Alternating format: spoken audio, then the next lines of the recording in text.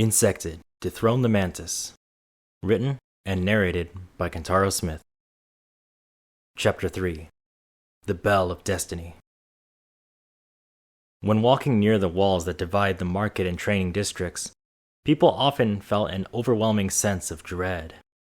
Whether it be due to the curtain of darkness the walls cast or that none of the adjacent buildings faced them, the sense that you were a trespasser in a hidden pocket of the kingdom always pricked at the senses. This ominous feeling was drowning Royal Guardsman Philip as he traversed the shadows. To his right, the backs of brick buildings with no windows to view their interior's purpose.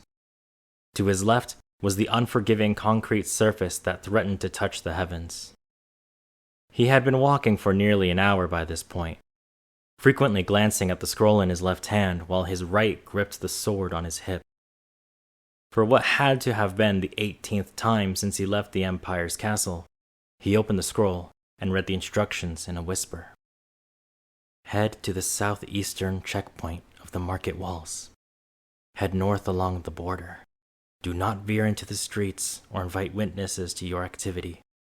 Be quiet, be consistent, and keep moving forward. Your wish will be granted once your intentions have been guaranteed. Philip nodded to himself and rolled up the parchment. Despite reading the instructions, he still wasn't sure what he was supposed to look for on this journey. How did anyone guarantee his intentions? Surely speaking with him would be enough to confirm what he was after. A face surfaced from the back of Philip's mind, and his anxiousness started to fade behind the kindling flames of anger. No matter how strange this arrangement was, he had to see it through. After the one-day war, no one deserved the role of knight more than he did. He fought within the Arrow Kingdom's castle, side by side with Russell during his early military career. The two of them cleared the castle's combatants with their subordinate teams and took the throne. The glory achieved through sheer strength and brutality proved the Bastion army was not to be underestimated. A warpath through the remaining neighboring kingdoms would have surely cemented the Bastion Empire as the one true power of the world. Instead, Russell betrayed Philip without a moment's hesitation. The remaining members of the Arrow Kingdom royals kept their power. The army was told to stand down, and the former Arrow peasants were granted full citizenship so long as they joined the Empire's military training program. The final grain of salt scrubbed into Philip's wound was being denied a place as one of the king's many knights. He wasn't the personal bodyguard of the man he shed blood with, but a glorified house-sitter trapped within the castle's walls. For nearly 16 years, Philip was forced to stand in a row of inferior soldiers while sharing the same black and red leather armor. He watched the knights, many of whom were once subordinate to him, manage the royal guardsmen and attend to visitors from other kingdoms. The one knight that tore his pride the most, though, was Knightess Katherine. Not only was she an Arrow child given power over the Bastion Empire's forces, but she began training for her role when she was just a brat. Even thinking about how frequently she bested him during their sparring sessions set his body ablaze. If she had been killed in the one-day war, he would have been knighted. He would have convinced Russell to keep the fight going while they still had the momentum. By this day, all 5 kingdoms would have been under the Empire's control. You seem awfully confident in that fantasy. Philip stopped and spun his head around. Standing behind him was an older woman with a face that could easily be compared to a quilt of patches. Her skin had several strange colors that were divided by thin black stitches. The green and blue eyes would have unnerved Philip more if the woman's hair wasn't also shaved along one of the longer stitches. The remaining horrors of her body were masked beneath a black cloak, which the guardsman considered a blessing for his sake. When did you... Philip started, before the woman lifted a hand to his face. I know why you are here, the woman said in a raspy voice. My master has given me permission to give you the power you want, but there is a condition to be met if you accept. Watching this husk of a woman speak sent chills down Philip's back. Even during the one-day war, he had never seen something as repulsive as this creature. Yet he knew she had to be heard if he wanted his vision for the Empire to be realized. "I want assurance," Philip demanded. "How do I know this power you're offering will be enough?" The woman leaned back and released an inhuman cackle. "You already know how to find that out. Within this district is the Knightess you detest so much. Once you have this power, go to the civil guard station and kill her."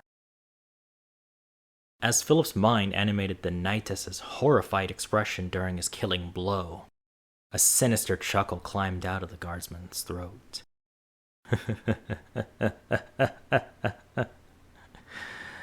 "What is this condition your master has?" Just as the final word left Philip's mouth, the woman removed a syringe from her cloak and thrust the needle into his throat. As a chilling liquid ran through every inch of his veins, the woman's lips brushed against his ear. "Kill the Mantis."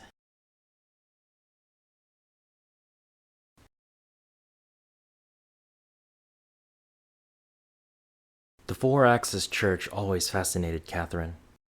The idea that four goddesses governed the world with the gentle guidance of a shepherd filled her young heart with admiration.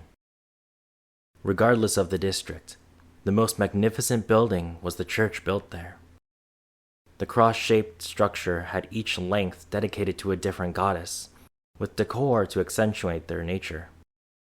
Freedom's branch had gentle blues and whites to mimic the sky. Authority had crimson fabrics lined with gold to show respect for royalty. Peace used the greenery of leaves and dark browns for nature. And Chaos used dark purples to represent the unnerving nature of a world without order. Despite these differences, the center of the building allowed the aesthetics to mix, granting those who visited a glimpse at how these goddesses created the world as they knew it. Visiting the church filled her with joy as the presence of the goddesses enveloped her with invisible clouds. As a child, the church was the perfect place to go when she felt lost or upset. The horrors of the one-day war shattered that illusion. The knowledge that the goddesses were omniscient now shrouded her cynical heart into a deeper darkness. They knew the Arrow Kingdom wasn't safe. They knew about the violence that would transpire. Perhaps even knew it was coming since long before the war. Yet the goddesses remained silent. No warning was ever issued, no lives were protected, and no follower was spared from the war's nightmares. For years, Katherine always stood outside the church during mandatory service. She would even relieve any guards of their duty to justify her absence. In her eyes, if the goddesses were willing to sacrifice their people, then they weren't worthy of her praise. Katherine maintained this belief even throughout her training as a knight. To survive the one-day war, she had to be strong. To survive without the goddess's blessings, she would need to be stronger. "What am I doing here, then?" Katherine sighed. The knightess was sitting on a bench within the church's largest sanctuary, the central hall. When service opened at the church, the followers would gather there to hear the voices of their goddesses in a unified message. After the week's message was delivered, the followers would then be separated into the sect they were most associated with to hear more of their goddesses' teachings. On this day, there were no followers, though. The mandatory service of the week was delivered on a Sunday, a day after the last Insectid attack, and 3 days before Katherine sat down inside. The knightess removed her helmet, setting the piece on the bench. The central worship area had 4 seating areas for the followers that surrounded a central platform. Each seating area was decorated in one of the goddess's colors, typically the one whose branch was most directly behind the seats. The central platform was painted in a surreal white that made any object on its surface appear otherworldly. Even the natural skylight appeared heavenly as it struck the stage. Katherine looked up at the light from Authority's seating area. Her expression was a mix of bitter frustration and aimlessness. The Insectid attack on Saturday had left Princess Julia hospitalized. Her cut and bruised body had laid still when Katherine had visited that night. As details of the attack were brought to light, guilt quickly ate at the Knightess's insides. Katherine let Julia wander the streets without her. She let the fake civil guard go without question, and she lashed out at her peers for all of it. Even when Julia woke up and exited the hospital 2 days later, Katherine couldn't face the princess. Before the light of Wednesday morning could grace the Bastion Empire, Katherine let herself traverse the streets, seeking any method to rid the sin she carried for that one day. "I'm not worthy," Katherine groaned as she buried her face in her hands. "Worthy of what?" The knightess sprung to her feet, and her hands drew her sword in a swift motion. The tip of the blade was leveled at a man in a hooded robe, the colors of freedom washing over the cloth. The brown ropes that nestled the man's waist and wrists danced as he raised his hands. "Do not be afraid, knightess. I am merely a servant of the goddesses." Katherine carefully sheathed her sword and offered an apologetic bow. "My apologies. There's no excuse for my action." The man kindly waved a dismissive hand before motioning to the bench the knightess jumped up from. "Please, sit back down." As Katherine returned to her seat, the man mirrored her movements. "You seem to have devalued yourself. If you would like an ear, I am willing to offer mine for your problems." Katherine shook her head as dark clouds loomed over her. "As a knightess, it's my duty to protect the people, not to burden them." "If that is the case, would you listen to my burden? It probably is not much, but freedom always encourages expression, regardless of what one might think of it." When the knightess didn't answer, the man cleared his throat and started his tale. "Many years ago, I saw a little girl pray to authority. She prayed that Princess Julia lived a long life with a heart that mirrored her highness's beauty. One time, she even prayed for the chance to watch the princess become queen. That little girl prayed every time the princess and the queen paraded through the kingdom." Katherine twitched at the mention of the word kingdom. It stung like salt on an open wound. The man hung his head and poured a sigh onto the church's marble floor. "She stopped coming to church after the one-day war. For years, I thought perhaps she had perished, along with others in the art district. A rumor even proposed there were no survivors there.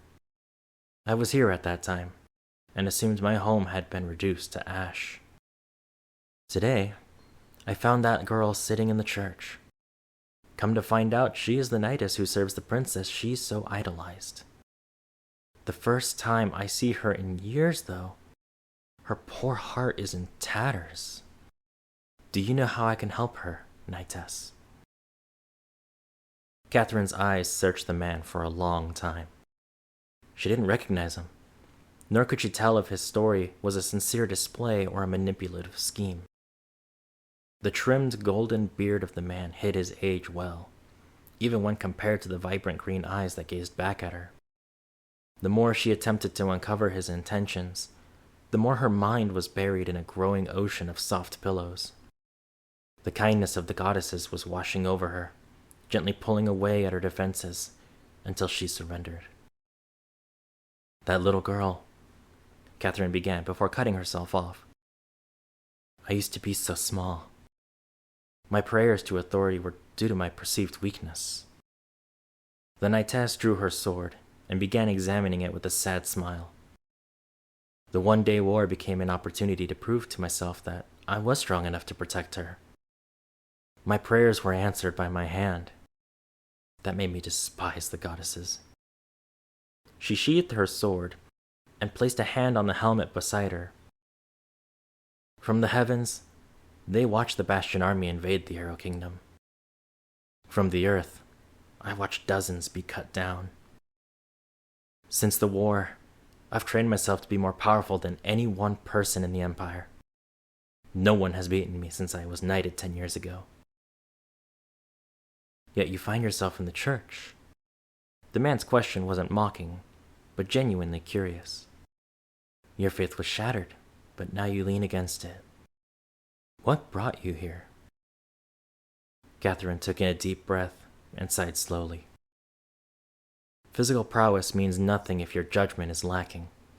I had the chance to stop a monster from being loose on the streets. He stood at my door and acted suspiciously. The moment he showed weakness, I let him go, thinking he was just some thug. He wounded civil guards under my command, and another monster cleaned up after my mistake. A monster that I cannot allow to exist. You speak of the Mantis. The voice behind the question was not of the man's. It was so far removed from what she had been listening to that Katherine turned her head. The eyes of the man glowed with golden rings that framed dancing crimson fires. An aura of overwhelming power flooded the room, causing Katherine to instinctively kneel. Authority, Katherine gasped as she lowered her head.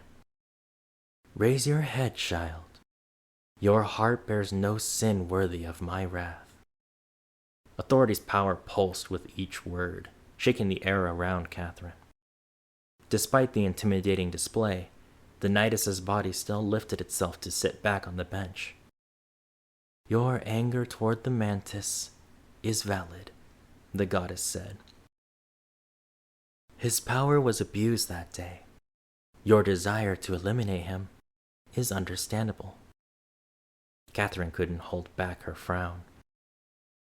Yet the four of you allow him to live, even after all the lives he took that day.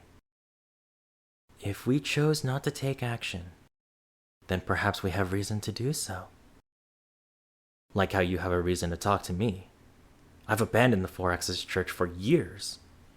What reason would you have to speak with me? A gentle smile crossed the man's face. If I had not granted your wish to become a knight, what do you suppose you would be today? Katherine turned her head to the ground. When I was a child, I thought I would become a stage performer like my parents. In an empire like this, I'm not sure what I would be. You would have become a member of the civil guard within the training district. Katherine's eyes locked onto the old man's with skepticism as authority continued.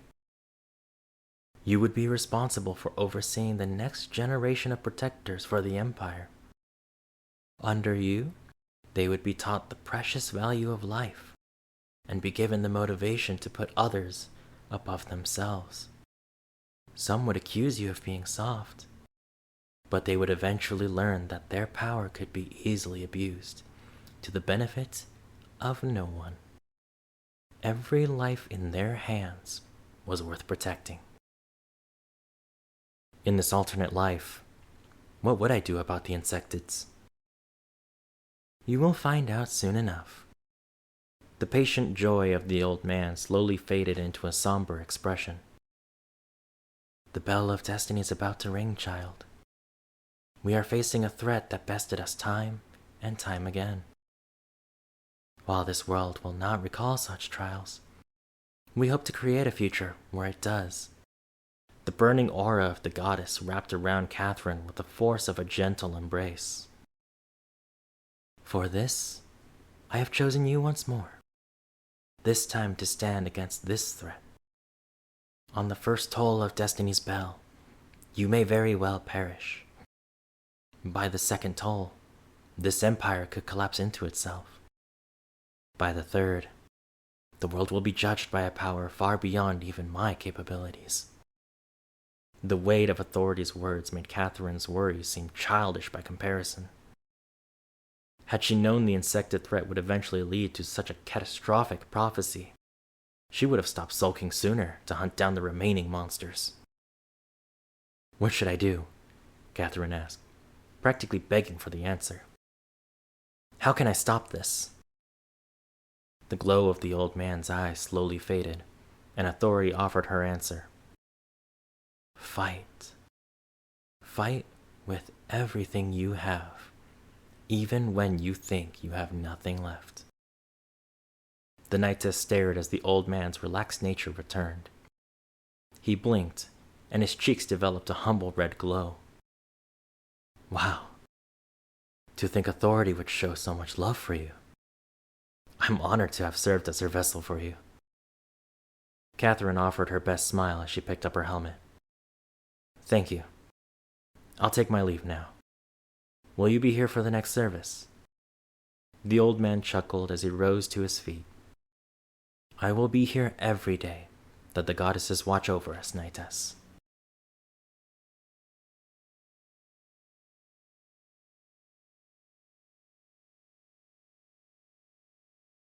Flower Cafe wasn't always a busy shop. After the early morning rush, there would only be a handful of people visiting at most. Since the pastries were often baked right before opening, there wasn't much to do during slow hours.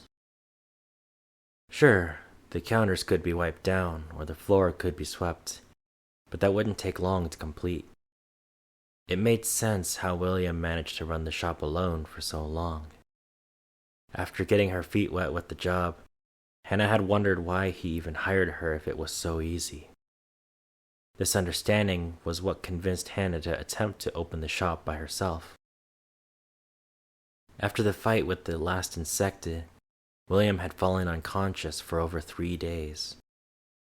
If Officer Rachel hadn't been there to explain things properly, Hannah would have assumed that he was dying. He'll be all right, she had said. He transformed 3 times in a single week, so his body is just exhausted. Give him a few days of rest, and he'll be back on his feet. Hannah wanted to ask so many questions at the time.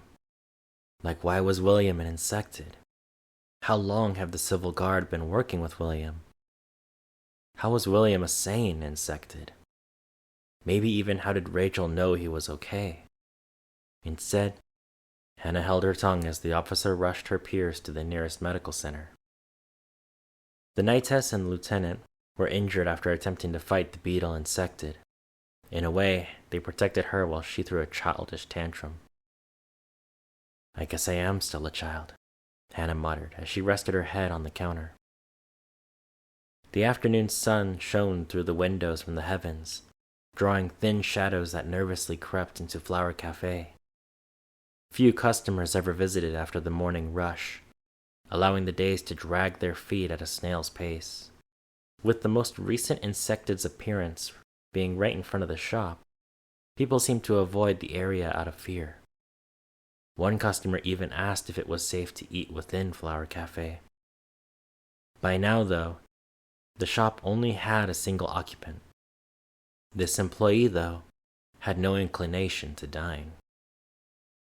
Hannah's mind reflected on the Insectid attacks she had survived. In both instances, the monsters violently lashed out at those around them while searching for a champion.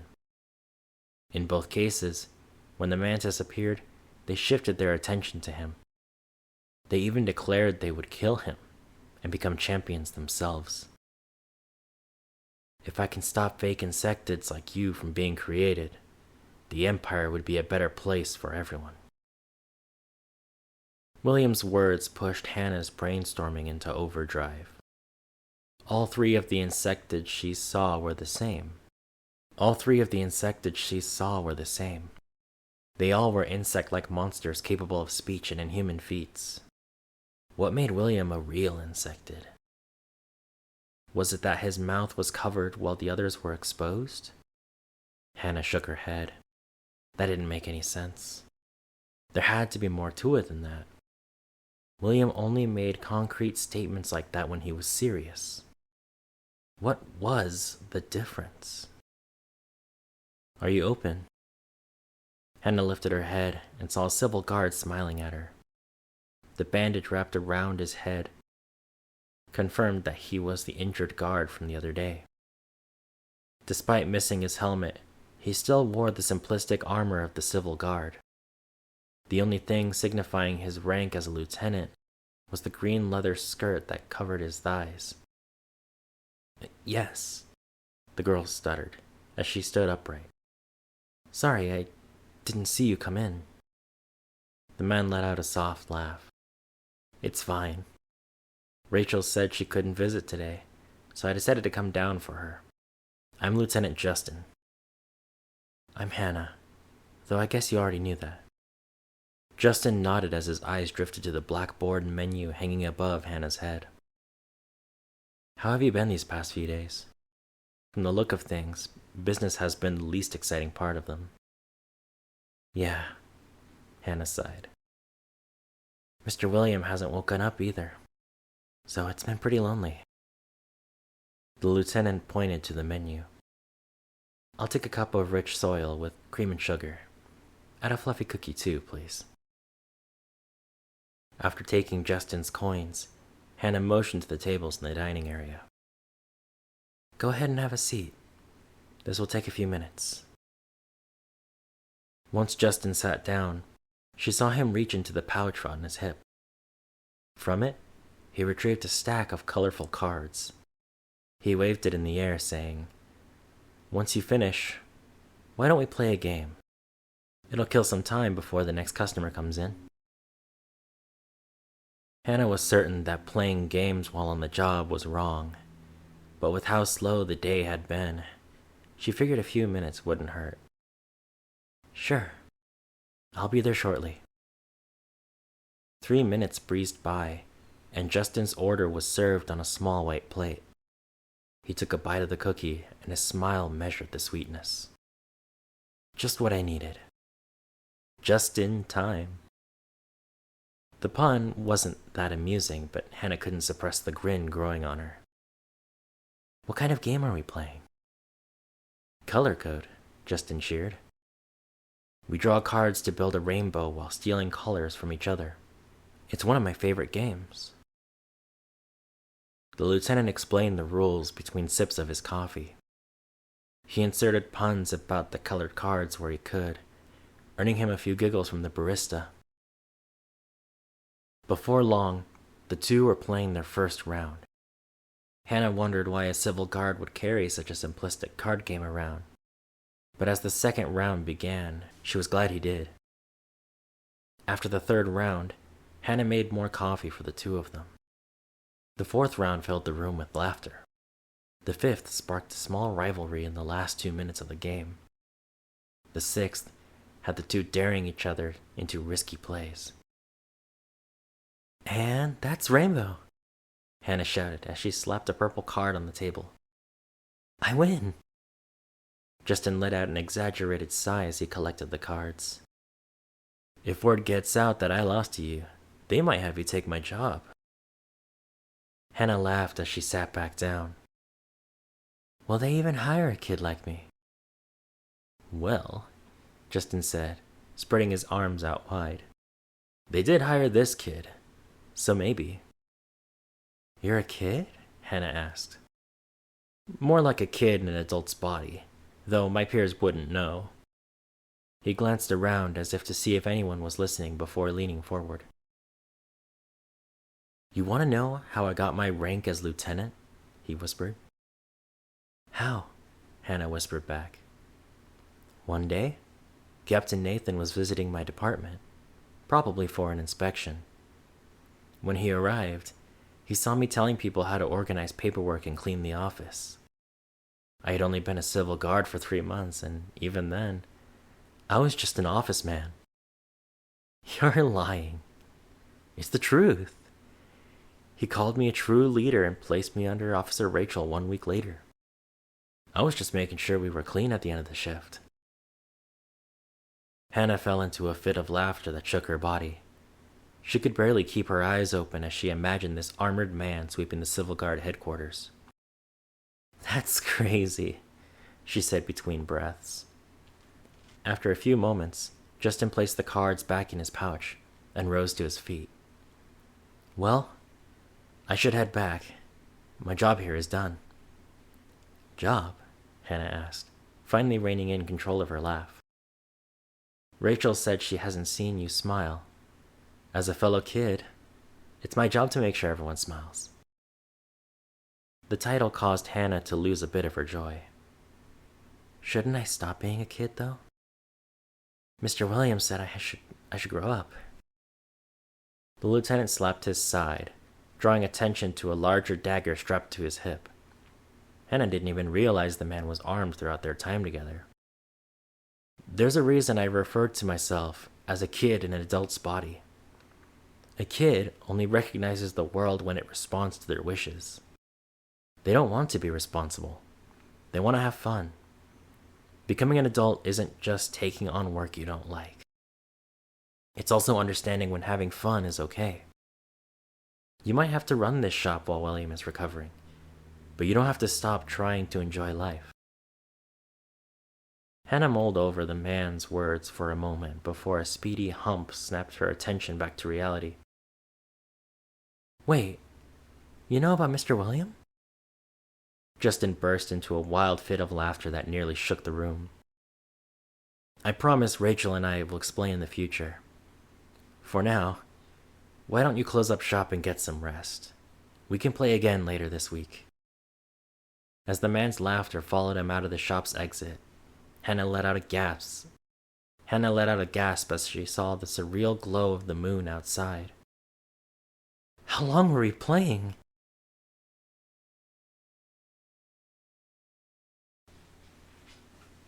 The Bastion Empire was separated into 3 districts that surrounded the castle in a circle. To the east was the Training District, known for having fewer, smaller buildings than the other 2 districts. The wide open fields between each building allowed for good sparring sessions and large training equipment to be stationed. To the west was the Manufacturing District, known for having larger buildings and cramped walkways.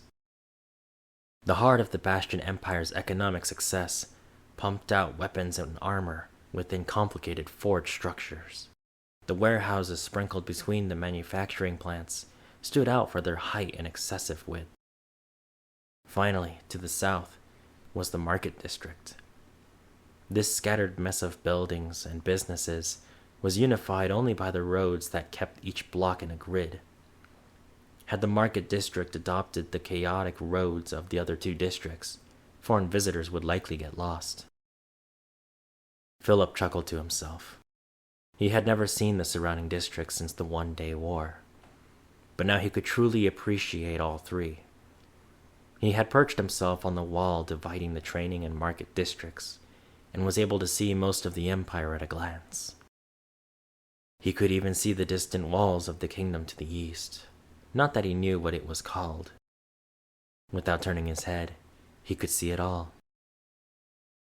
As he focused on the castle, a strange sensation quickly buried any stray thoughts in an ocean of repetitive noise.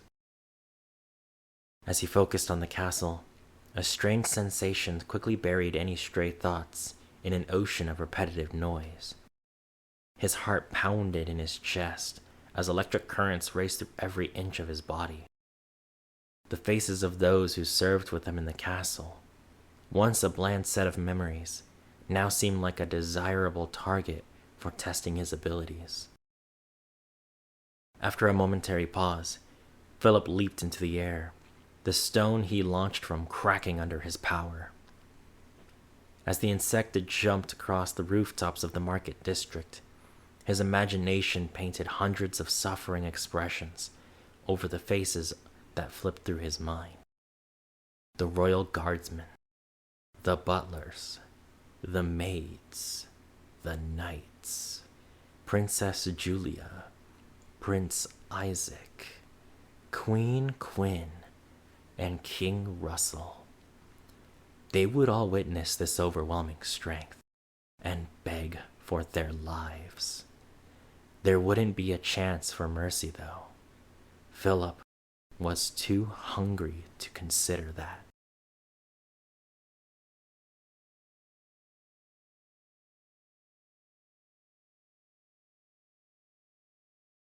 Katherine stopped walking when she saw the crater in the middle of the street.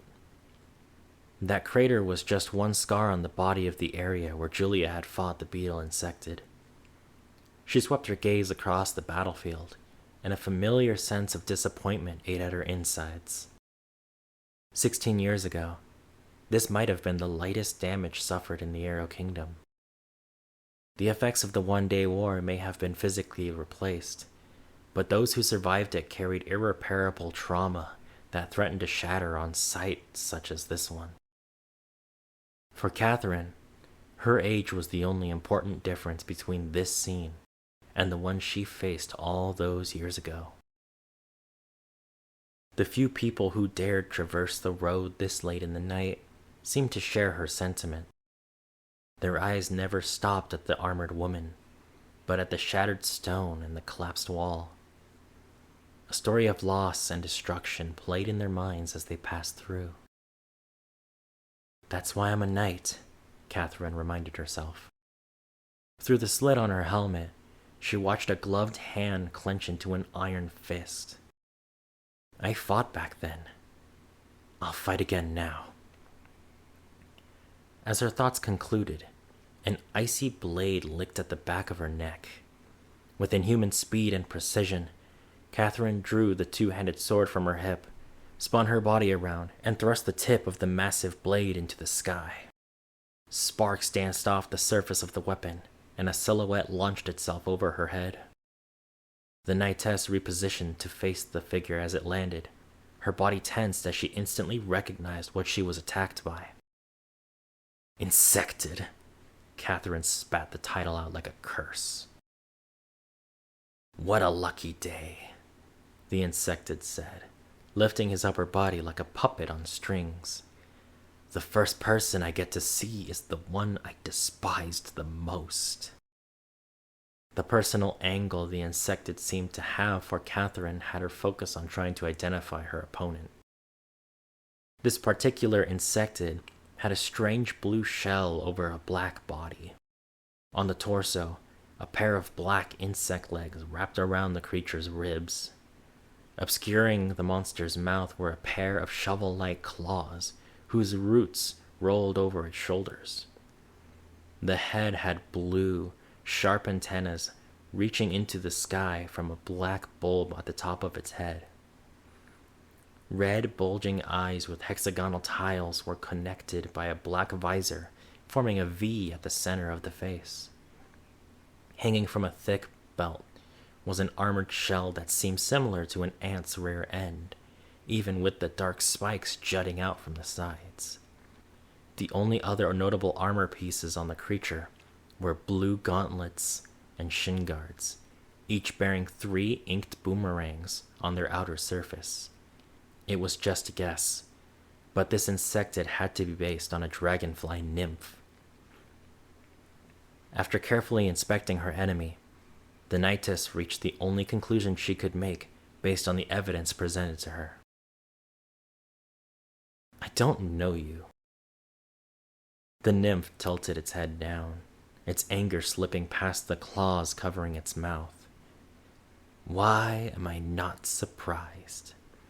You couldn't see beneath you with your nose so high. Killing you will finally prove who was more worthy of your title." Katherine blinked, and the Insectid appeared mere inches from the nose of her helmet. She attempted to raise her sword, but a metal boot crashed against her side with the force of a mule's kick. As her lungs had their oxygen robbed, the Insectid disappeared in a blur of motion. In the space of a second, 3 more kicks found their mark, vandalizing the polished armor with fist-sized dents. Is this the first toll of destiny? Katherine threw her head back and watched a metal boot fly over her visor. Out of desperation, the knightess thrust her sword forward. To her horror, she watched as the Insectid hopped over the attack and launched a dropkick. The acrobatic strike struck Katherine in the chest, sending her sprawling to the ground. "Were you always this weak?" the Insectid mocked. "All the times you were called the strongest knight. Was it all just some sick joke?" Katherine opened her mouth to respond, but all that would come out were rough coughs and blood. Just the effort to lift herself sent icy daggers of pain through her ribs. From just this brief encounter, the nymph might have already broken some of her ribs. Assuming there weren't any fatal injuries, she was already too injured to fight at her full strength, Even the weight of the sword in her hand felt like a tower was pinning her arm down.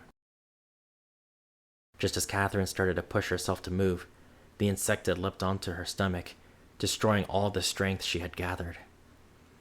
A blur crossed her visor, and her head was thrown violently to the side. Before she could realize what had happened, another blow struck.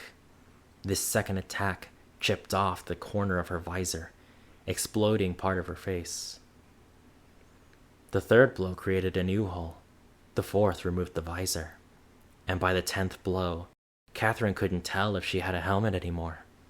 Her senses were dulled and her consciousness struggled to see beyond the immediate doses of pain administered to her. On the first toll of Destiny's bell, you may very well perish. By the second toll, this empire could collapse into itself. By the third, the world will be judged by a power far beyond even my capabilities. The memory of Authority's words now struck a strange emotion within the Knightess. It was an emotion she had not felt in years, not since her starting moments of becoming a knight. It squeezed her heart with sharp claws and gnawed at her sense of reality with dull teeth. It was painful, unnerving, irritating, but worst of all, it made her want to run. She was feeling fear. Not since the one-day war had that feeling paralyzed her the way it did now. Just like then, it felt like the world around her was fading away as a power she didn't understand threatened the livelihood she knew. It would only be a matter of time before it decided to kill her. From there, it would kill those around her, those far from her, those she didn't even know. The Insectid will kill, and kill, and kill, and kill, and kill, until there is no one left. No living soul within or beyond the stone walls of the Bastion Empire. The bell of destiny is about to ring, child. Authority's voice commanded a pause on Katherine's suffering, allowing her attention to be fully devoted to the goddess's words. For this, I have chosen you once more, this time to stand against this threat. As the words replayed in her mind, she put all of her strength into her free hand and thrust it into the air. It caught something with tremendous weight behind it, but Katherine's arm didn't fall beneath it. When Katherine opened her eyes, she saw that her palm had stopped a punch from the nymph Insectid, snarling right over her. The shocking reminder of her situation pumped superheated adrenaline through the knight's body, swiftly bringing her consciousness back to reality. Katherine's sword struck the nymph's side with a deafening crash, sending the Insectid tumbling away before vanishing in a gust of wind. When Katherine rose to her feet, her body screamed in agony under the weight of her armor and wounds. Even her balance was off as she swayed with the weight of the sword in her hands. Despite that, her fighting spirit was set ablaze as she spotted the monster reappearing across the street from her. "How did you block that?" the Insectid growled. "You should be dead." Katherine's fingers navigated to the leather strap securing her breastplate before undoing the fastening. The battered armor crashed at her feet, quickly joined by the combat skirt, chainmail, gauntlets, helmet, and shin guards. "Are you trying to die faster? How did a coward like you become the princess's personal knight?" "I received a command from Authority," Katherine said as she gave herself a quick inspection. A shirt and a pair of pants washed in the Arrow Kingdom's colors were her only remaining defense against the nymph Insectid. The pain racking her body was still there, but it was more tolerable without the 60 pounds of metal weighing her down. After rolling her shoulders, she pointed her two-handed sword at the monster. "Fight. Fight with everything you have, even when you think you have nothing left." The nymph Insectid leaned forward and vanished. Katherine tensed her muscles and gave her sword a wide horizontal swing. Her muscles screamed and her legs threatened to give as her weight shifted. The two-handed sword she had chosen to carry was much heavier than most weapons afforded to knights. The blade was 2.5 feet long and 3 inches wide. If it hadn't been for her unique height, the weapon would have dragged against the ground in its hilt. Even then, it weighed over 15 pounds. Carrying it while wearing her armor was enough of a workout when walking, let alone engaging a superior foe in mortal combat. Luckily, the unwieldy size of the blade seemed to service her as the nymph materialized to her left, narrowly avoiding the blade as it jumped back. Before he could vanish, Katherine gritted her teeth and thrust the blade forward. She nearly tripped as her body struggled to stay upright during the maneuver, but as the Insectid disappeared once more, she felt the tip of her sword scrape a tough surface. Another intoxicating shot of adrenaline flooded her senses. She could hit this monster. Its speed might have been too fast for her eyes, but it wasn't impossible to hit. Katherine recentered her stance and braced herself. The next set of blind attacks would strain her body, but if she could land a clean blow, even one, it could completely turn around the fight. As a gust of wind blew by her ear, she took in a deep breath and swept her blade through the air. Once again, the Insectid appeared when it attempted to dodge, but her strike did not land. Fighting the pins digging into every inch of her skin, the knightess threw her weight for another desperate attack. With each desperate swing that cut through the crisp night air, Katherine's body slowed as the pain grew exponentially. After 2 minutes of non-stop assaults, Katherine struggled to keep herself from falling with the momentum of her sword. When she stopped to catch her breath, her muscles surrendered, and she dropped to her knees. Even with the sword holding her body up, the knightess found it difficult to keep her eyes open. "That's all you had?" the nymph Insectid scoffed from behind. "Bravado. One last desperate display. It's truly baffling you were chosen over me." A breeze brushed against Katherine's cheek, and the bulging red eyes of the Insectid materialized in front of her.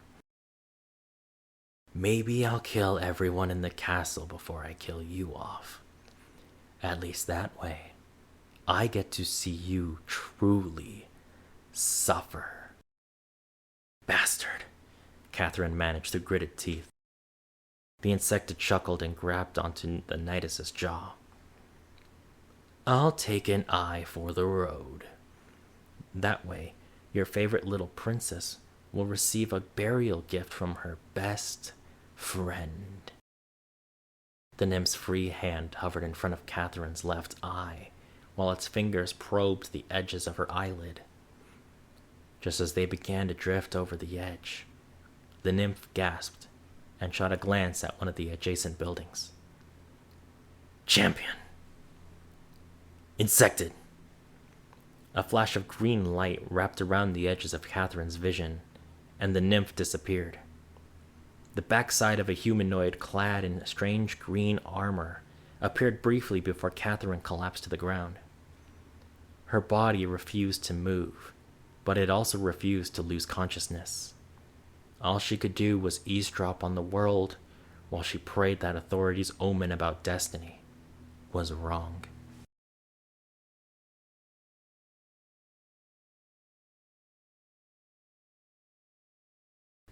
The Mantis raised his arms in front of his face with slow and precise movements. The nymph stared him down from several yards away, his teeth exposed an expression of pure hatred. "Champion," the nymph snarled. "Why are you here? Why are you protecting that spoiled child?" "I am this empire's protector," the Mantis replied. He glanced over his shoulder. The woman on the ground appeared to be unconscious, but he recognized her. There were few people in the Empire with golden hair as vibrant as Knightess Katherine's, even if she had hers cut so haphazardly.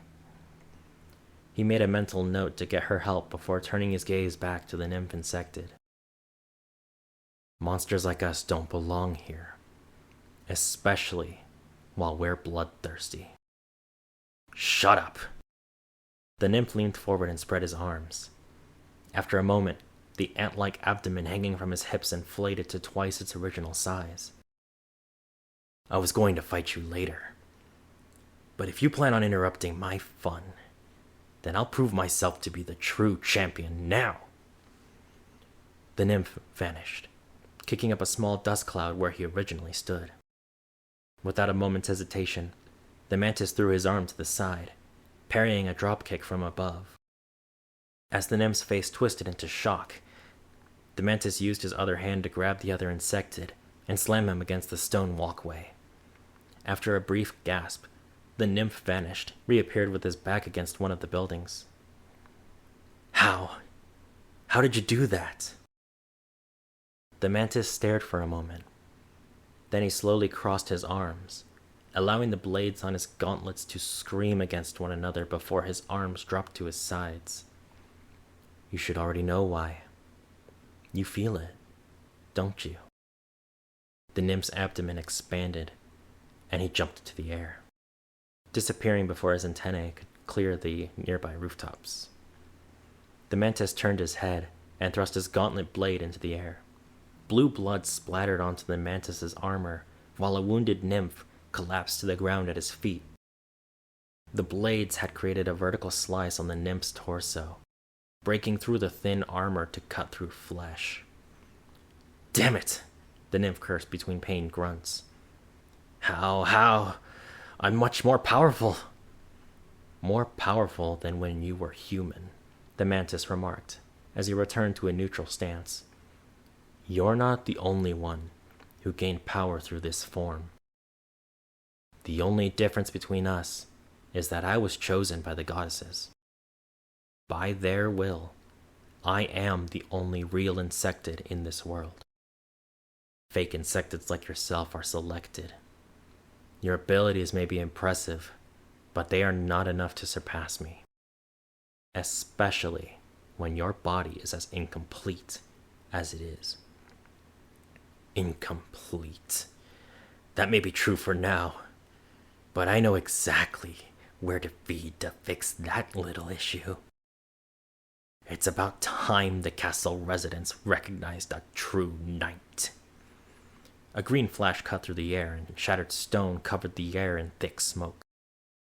The Mantis's fist was buried in the ground where his opponent was. Mantis! William turned his head and saw the Knightess from earlier in the week running toward him.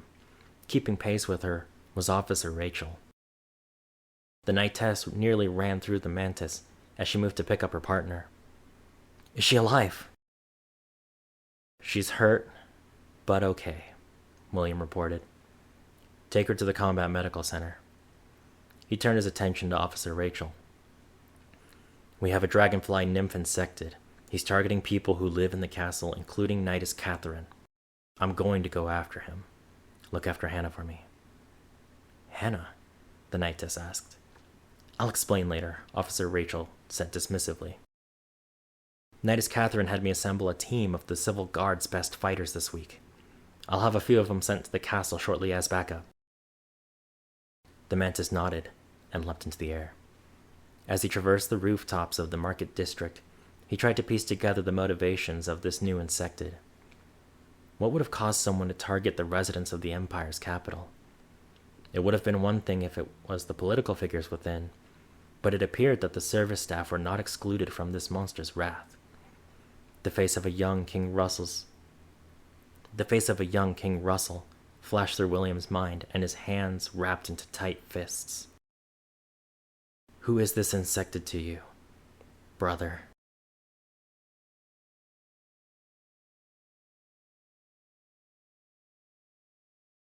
The hallways of the castle always struck Prince Isaac as odd. Touring the Bastion Empire with his father over the years had sufficiently captured the architectural style of his nation. Buildings constructed after the One-Day War were characterized by blocky and small silhouettes. Rooms were crafted to provide minimum space required for daily utilities, with pockets spared for personal expression. If any wall was wide enough to be considered bare, it was because the Empire expected someone to place their own decor upon it. Knowing the Empire's castle was one of the few surviving structures from the Arrow Kingdom did explain the oversized designs, but that knowledge did little to put Isaac at ease. Support beams were not simple wooden pillars, but carefully carved marble cylinders with decorated base plates. Every window in the castle was a 10-foot-tall stained glass art piece depicting one of the many fictional stories celebrated in the previous kingdom. Even the floors had different colored tiles depending on which part of the castle they were installed in. For the hallway Isaac currently walked through, the tiles used a chessboard format to organize black and crimson tiles. Supposedly these colors were applied to the north side of the castle's interiors to venerate the goddess of authority. That design choice was likely why Isaac felt less unnerved at the moment. Sure, the design was an unnecessary addition to the castle's interior, but at least it was to honor a goddess he followed. Your Highness, where are we going?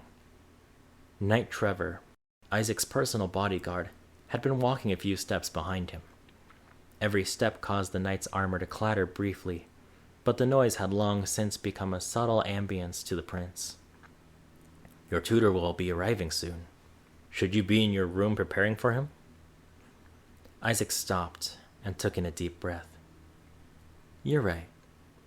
Unfortunately, I left my homework in the Royal Library last night. I thought if I went there now, I would make it back to my room in time. Should I go retrieve the homework for you? The prince shook his head. Wait for my tutor in my room. Let them know that I will be late. I'll apologize once I arrive. Is there really no way for me to convince you to see the tutor first? Your studies are important. Would you prefer to be seen digging in the library for some papers? There was a momentary pause before Trevor responded. Do not be long, Isaac. As Isaac continued down the hallway, he heard the clattering of his knight's armor fade out of earshot. After a minute of solitary traversal, Isaac arrived at a set of crimson wooden doors. He pushed them open and stepped inside. The Royal Library was a much simpler room than the title would imply. The library was separated into two levels that were connected by a set of stairs pressed against the left and right walls. The first floor primarily housed non-fiction materials. This included historical records, combat strategies, and other forms of educational materials. The second floor contained all surviving works of fiction salvaged from the Arrow Kingdom. While Isaac had yet to consume even a fraction of the content there, he was aware that these works mostly took the form of novels and scripts for performances. After closing the entrance doors behind, Isaac climbed one of the stairs and navigated to the farthest corner of the room. Behind 3 shelving units was a round table only 1 foot off the ground. A pair of throw pillows served as seating for this arrangement, with a wall-mounted lantern being the only source of illumination. Prince Isaac carefully sat down on one of the pillows with his legs crossed before closing his eyes. You're here, aren't you? A sinister chuckle tickled the back of his ear before slow, heavy footsteps marched over to the opposite pillow. If you've come to seek me out personally, you must have stumbled across something you shouldn't have again. If you're not careful, someone will make an example of you. Isaac opened his eyes. Despite the disheveled state of the woman sitting across from him, he was not startled by her appearance. It was hard to be scared of something you saw frequently, after all. The woman had unnaturally pale skin that clung to the bones on her body. Silver pupils stared past him in a dreamlike daze, while an ocean of oil-colored hair spilled over her body until it licked the pillow she was sitting on. It's been a year since you first told me about the Insectids, Isaac noted. Everything you said has turned out to be true so far. I have some questions I need answered, though. The woman chuckled once more. As long as you're comfortable with the risk, I won't hold back here. The Mantis Insectid has been the one to defeat these fake Insectids so far. The reports from the civil guards even detail how he has been protecting our people. Unfortunately, these monsters are only defeated after they've killed the people close to them. From his pocket, Isaac retrieved a small piece of scrap paper with notes scribbled across it. With just 5 confirmed Insectids found so far, 27 people have been killed. The orphanage fire and the civil guard from the manufacturing district are responsible for 15 of those deaths. Is there some way to catch these Insectids before they start killing? The victims of these fake Insectid transformations are typically desperate for power and are baited by promises for that, the woman explained. Otherwise, the serum they created with my blood acts too fast to predict who is already infected.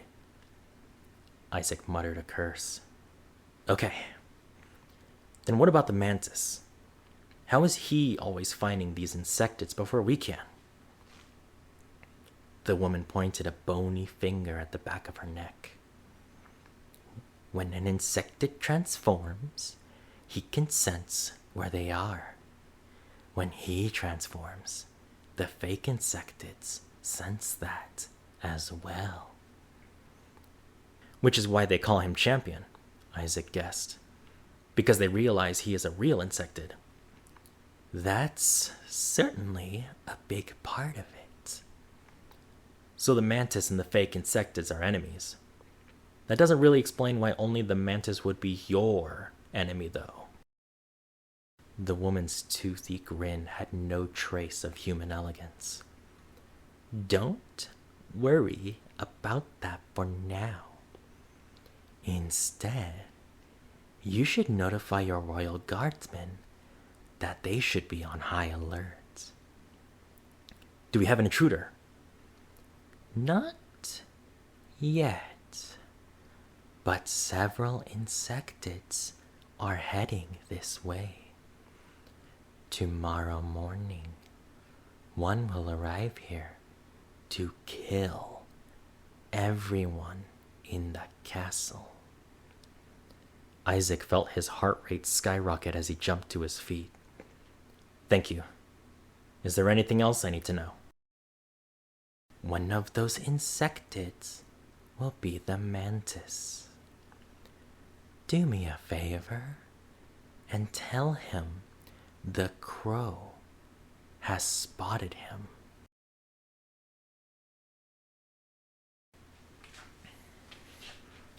Philip scratched his chest in irritation. The wound from the slash filled his mind with white, hot rage. But his body was enveloped in a different feeling altogether. It felt as though his skin and armor were barely holding in his muscles. They squeezed against his body, trying to hold back his growing power. It reminded him too much of that bastard Russell, the man who dropped ice water over Philip's fighting spirit at its peak. World conquest was at the Bastion army's fingertips. Had Russell just let Philip lead the army to the next kingdom, the Empire would have subjugated the world for years by now. He was denied a war and chained within the castle's suffocating walls to become a royal guardsman. What a joke. Such a grandiose title for a weaponized house sitter with no responsibilities outside of patrols and political escorts. Philip pressed his hands against the dark roof tiles of the castle's central tower and began flexing his muscles. He would break free of it all. He would be free of this militaristic pacifism Russell forced upon the Bastion army, of the prison he was assigned to protect, of the people who were promoted over him, and especially of the need to respect those arrow peasants he was forced to work alongside. From the middle of his back, Philip felt a crack form on the shell, trying to restrain him. A wicked smile formed across his lips. Yes, yes, he would be free of it all, and stand as the most violent warrior, not just in the Bastion Empire, but across the world.